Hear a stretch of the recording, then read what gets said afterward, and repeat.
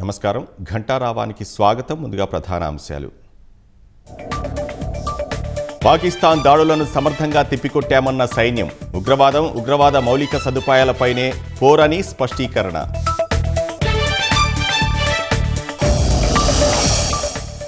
గగనతల రక్షణ వ్యవస్థలో ఆకాశ్ కీలక పాత్ర పోషించింది.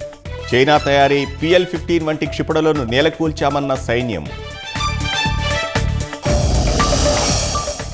కాసేపట్లో భేటీ కానున్న భారత్ పాకిస్తాన్ DGMOలు.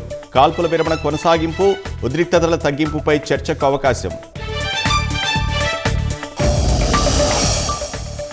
జే బ్రాండ్ మద్యంతో ప్రజల ఆరోగ్యం పాడైందన్న సత్యకుమార్. కిడ్నీ, లివర్, న్యూరాలజికల్ సమస్యలు పెరిగాయని మంత్రి ఆవేదన.